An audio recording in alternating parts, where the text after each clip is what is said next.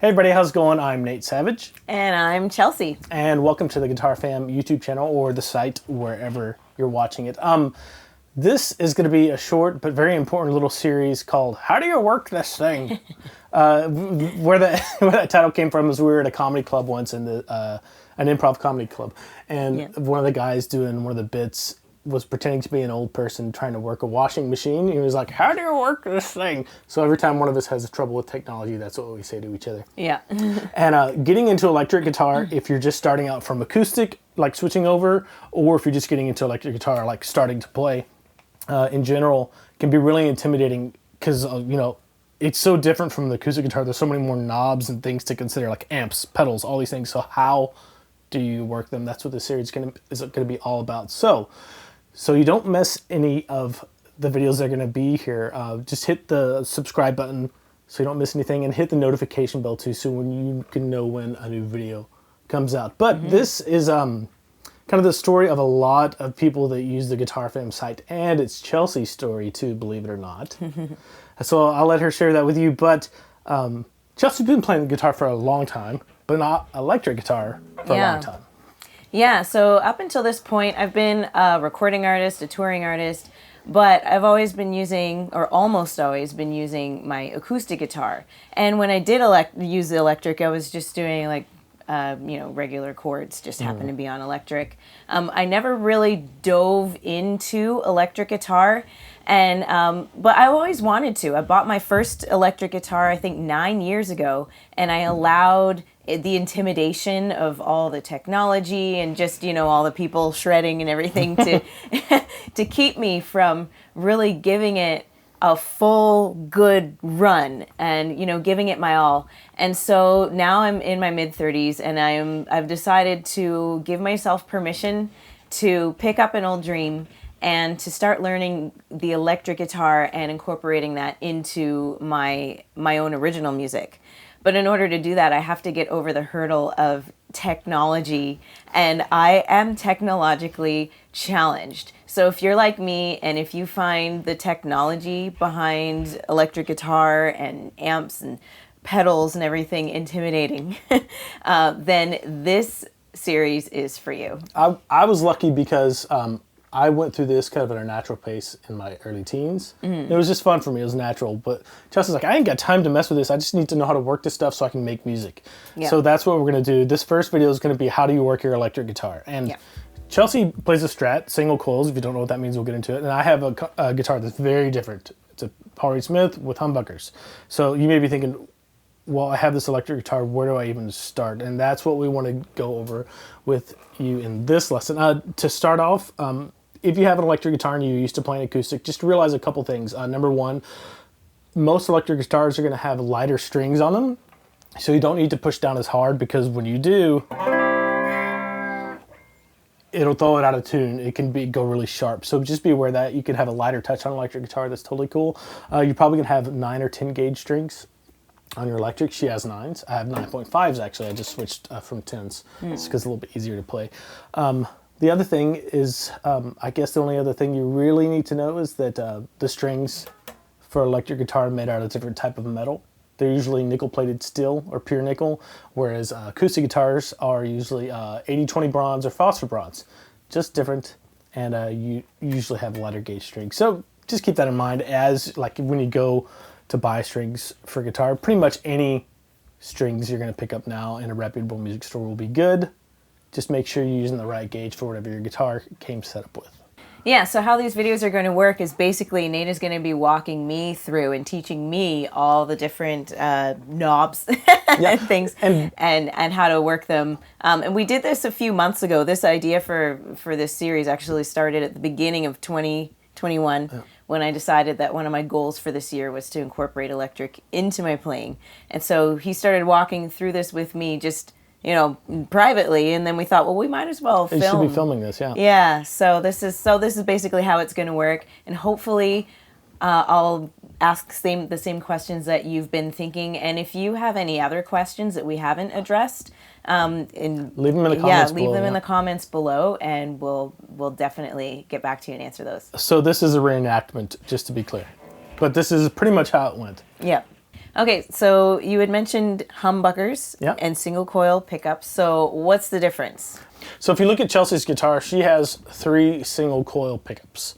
And if you look at this guitar, I have 2 humbucker pickups. And you may be thinking, well, those look way different. Well, the metal covering on here is just that. It's just a cover for aesthetics. If you took these off, the covers, you would see 2 single coil pickups right next to each other. So it'd be like moving these so they're like... Yeah, exactly. And what that does is it takes the signal that you would normally get if you had some distortion going through your guitar on Chelsea's guitar, a single coil pickup guitar, you would have some noise with it. So hit your tuner there, Chelsea.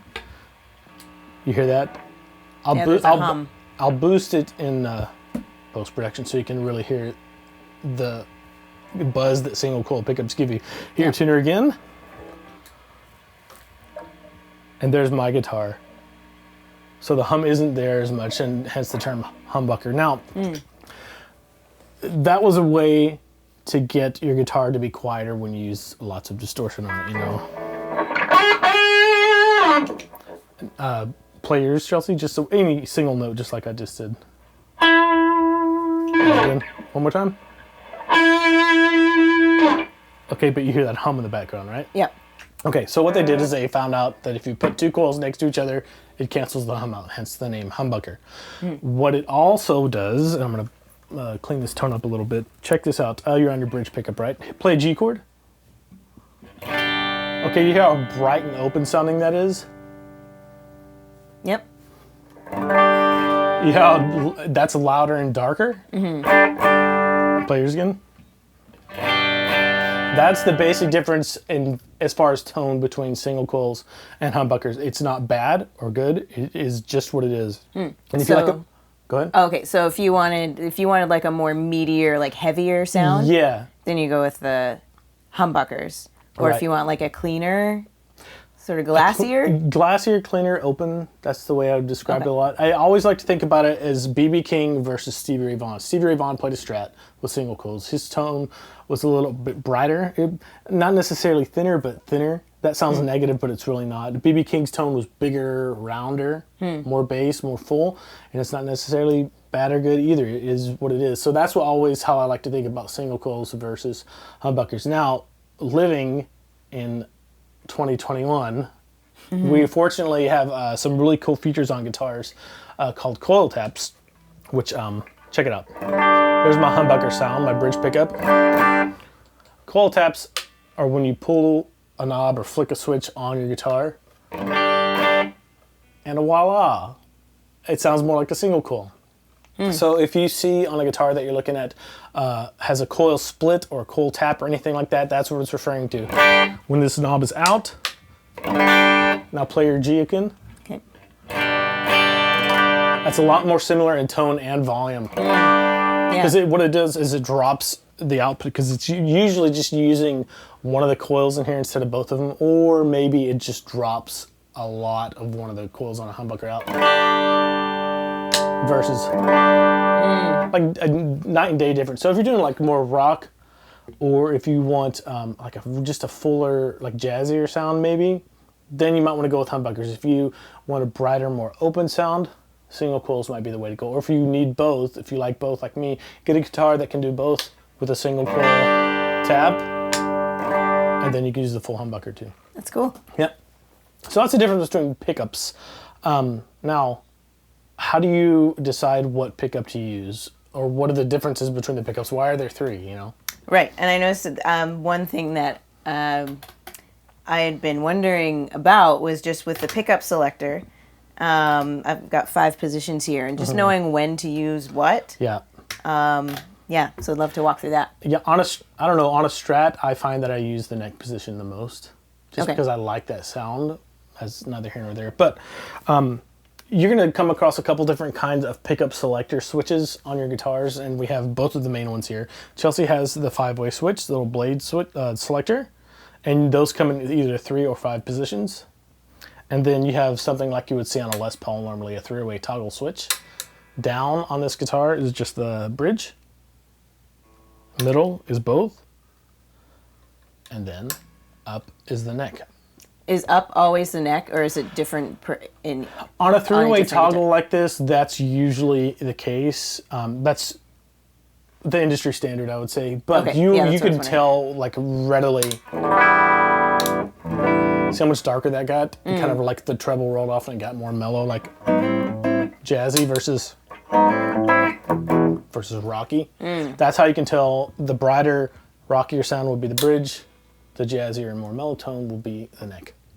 Cool. So, and with this guitar, I can coil tap both the bridge and the neck, so I can get a brighter sound on the bridge and a brighter sound on the neck. So there's full humbucker, single coil. So there's quite a bit of room in that guitar for that's different tones. That's one of the main reasons why this particular guitars of this configuration that I have in my arsenal, that I bought them, right? Now, as far as Chelsea's guitar, if you have the blade switch all the way down, so flick it all the way down, that is going to be just your bridge pickup. Yep. If you have it in the second position, it's going to be bridge and middle. If you have it in the middle, it's going to be just the middle.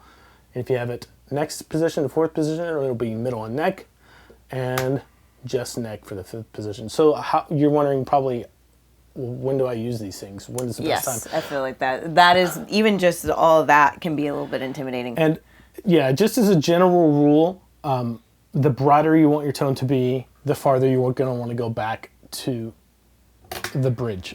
Okay. So that's brighter. That's a general. Yeah, it's a generalization. And the same thing on this guitar. If the brighter I want it to be, the more I need to go back from just neck to just the bridge. And then if I want even brighter, pull the coil taps out on this thing. So start on the bridge and just play a G chord, and we'll let him hear what it sounds like. Pretty bright. Now, we'll get to this later. Turn your tone all the way up, like crank it, max it. Which tone? I've got two. We haven't gotten to knobs yet. Yeah, the bottom one. Yeah. Okay, that one is all the way up. Okay, as long as they're both all the way up, I just want to max it out. They're both there. Okay, cool. There we go. Now just do that again. Listen how bright. That's the brightest tone you're going to hear on this video. That feels a little... It's a little ice picky. Yeah. Right? So, I guess we'll get into this right now because learning in like a parallel paths here. The knobs she has there are a volume knob and two tone knobs. Okay? The volume knob controls the volume of the overall guitar for all the pickups in this particular case. And her tone knobs, the bottom one controls the tone or the amount of treble that's on the bridge pickup. Okay, so hit that again, and then roll off to like 6 or 7, and then hit it again, and roll off all the way. So you see how we're just kind of filtering out the treble to suit how much you want. On a Strat like this, I almost always have it on like 6 or 7, just so it's not like an ice pick. Yeah, it almost sounds like you're underwater here. Yeah, like everything's been filtered out. It's like no high fidelity at all. So that's something you're just going to have to play with. Yeah. That's too much too for me. pokey. Okay, Yeah. so I'm just kind of... Yeah. And then like I'll compare that to this guitar, humbucker. This is louder, understandably. Humbuckers have more output. But it's more similar in tone now that you've gotten the treble under control. And you might want a really bright sound, you might not want a really bright sound. It's up to like the music you're playing. Country music, probably a brighter sound. Rock music, probably gonna need to back it off a little bit. And if you're doing like folky strumming stuff, you probably need to back it off a little bit as well. Pretty much everything but country. Yeah. Okay, so that tone knob is to turn down. Right. So you're just handling the brightness or the treble Right. of this pickup. Right.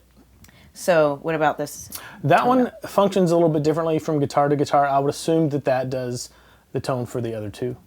But For both. honestly, on my Strat, I never touch that. But it's gonna be the tone control for either the middle, the neck, or both. Okay. So maybe I'll just experiment here. Yeah, sure. It's not gonna do anything on the bridge, or it shouldn't. Yeah. Oh, right, because I'm on this Right, one. right. Because I'm on this, I'm not going to hear anything with, Right. because it's controlling the others. Okay.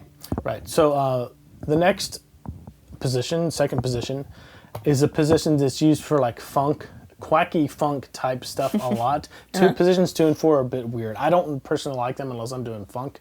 But a lot of people use them a lot. So just hit that real quick. You see how it got kind of nasally and thin?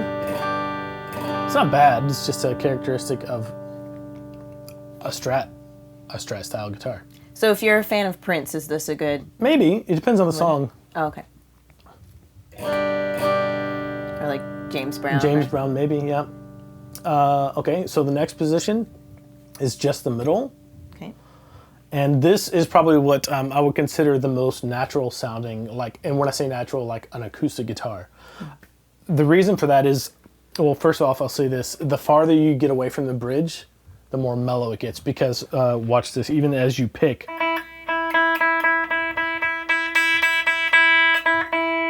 Right? The farther you go to the bridge, the brighter it gets. And the same thing with pickups. The farther the pickup gets to the bridge, the brighter that sound is going to be. So the one right in the middle on Chelsea's guitar is right where the sound hole would be on an acoustic guitar, so it makes sense that it's kind of the most natural sounding. So just give a strum on that one. And that's like what I just consider to be a neutral sound. Max out your tone knobs, both of them there. Okay, those ones ready.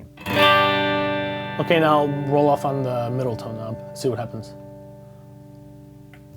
Okay, so nothing. So that tells me that that tone pot for that is probably just for the next pickup, yeah. Okay. And this is, for your guitar may be a different configuration than the ones we have here. And this is what you're gonna have to do for your guitar. Just go through an experiment and see what knobs affect what. On this guitar, you're like, well, you got tons more knobs. What's going on with that? This configuration is really common too. So this pickup right here has a volume and a tone. And this pickup has a volume and a tone. Oh, okay. So it gets to be really versatile. You can put it on the middle and then blend the tones for each pickup.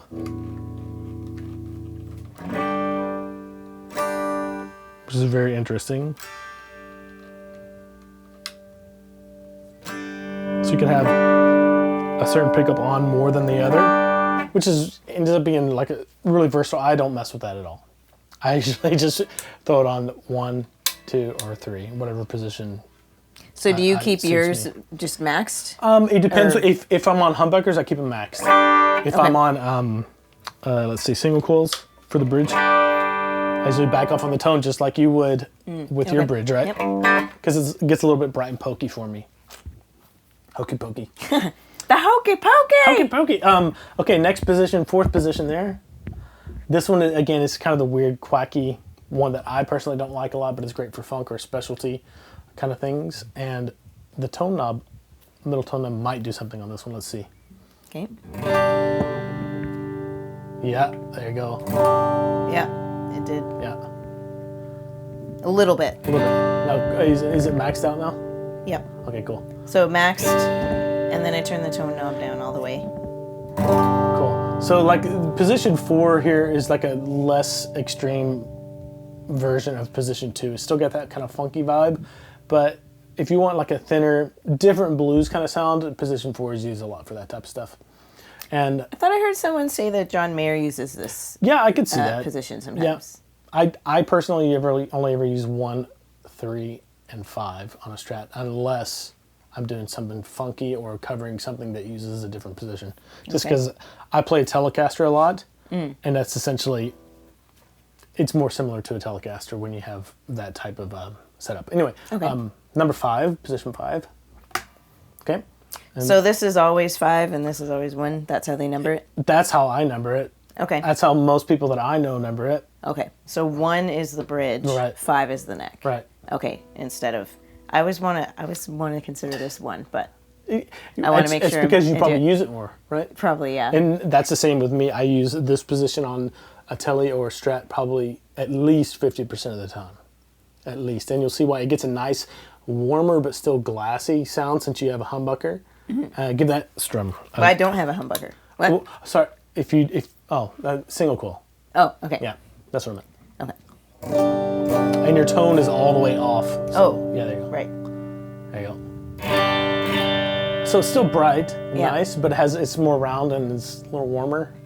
But it's still a far cry from this with humbuckers on. That's too dark for me. For like if I had this amp set up, for this guitar, I would crank the treble on this. Okay. To something more like that.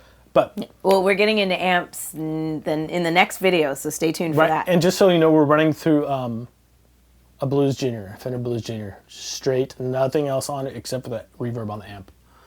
I figured that'd be the best palette to kind of hear the difference between humbuckers and single coil. So play your big difference, right? Yeah. Now I'm going to tap mine. Oh yeah. A lot more similar. It's not quite there, but it's like in the same ballpark now at least. Okay, so another question that I had was about the body of the guitar. Yeah. Is there a difference when you have a semi-hollow versus a hollow, and then I've got a solid body guitar, and there's so is there a difference? Like what? Yeah. The biggest difference between, and this is going to sound very academic and kind of useless until you actually get your hands on these guitars and experiment with them for yourself. But the difference between solid body guitar and a semi-hollow body guitar is sustain on a solid body guitar versus resonance on a semi-hollow body guitar. Having said, like if I had my Les Paul, which is very similar to this guitar, but it's a solid body, if I hit the notes, the sustain on my Les Paul I feel would go farther and it would get like a more solid sound. This guitar would resonate more like a violin because it's semi-hollow. So there would be more lush frequencies, but they would die off faster. Okay. Yeah, almost like they not even die off faster. They just wouldn't sustain as long. I guess it's the same thing, but that's the way I think about it. You get a lot of air and nice frequencies with a semi-hollow, whereas on a solid body guitar, you get, it's like a meatloaf. It's more dense and it sustains longer. That's the best description I have. And it's really hard to quantify that until you go get your hands on one, plug it through an amp and see what you like. And it's the same thing. It's really kind of hard to quantify and put a label on the difference between single coils and humbuckers until you actually go out there to a music store or whatever and bring your friend over who has humbuckers and you have single coils and see the actual difference between them. And it's not good or bad. It's just what you prefer. Like I could set this amp up for Chelsea's guitar and make it sound more similar to this guitar. And then I could plug this guitar to the same amp and set it to where this guitar sounded more like that guitar. So your amp has a lot to do with the two. We'll get to into that more in the next couple videos. But for now, just understand the differences between single coils and humbuckers. Know that for your particular guitar, you're going to have to do some experimentation. The brighter, the pickups toward the bridge will be brighter, pickups toward the neck will be darker or jazzier. And just experiment with your tone and volume and pickup selector to see what your guitar does. That's the best advice I have for you. Just sit down with your guitar and experiment with it and try to mimic the tones that you like in the songs that you're learning. I think that's everything. Okay. I do know how to change strings, but if that's something that you want to know how to do, we already have a video for how to change strings on your electric. So we will link it up in the corner and then also down in the description. And that video is part of the Guitar Foundations course, which is a complimentary course. It costs you $0 and you can go through it and learn. It's a great introduction to make sure you have all the foundations to help you branch into whatever style of music you want to play. Right, just go to guitarfam.com and you'll see Guitar Foundations. As soon as you click on it, you'll be prompted to create your account and you'll be off to the races. Also, if you need any help, learning your specific gear or anything else on the guitar, go to guitarfam.com, schedule a personal private one-on-one lesson with me. The first one is complimentary, so there's no pressure. It'll just be a really fun time getting you up to speed with your gear or whatever else it is that you're working on. Yeah, thanks so much for tuning in. And as we said, like and subscribe because we have more videos coming your way learning how to work our gear. How do you work this thing? Yeah.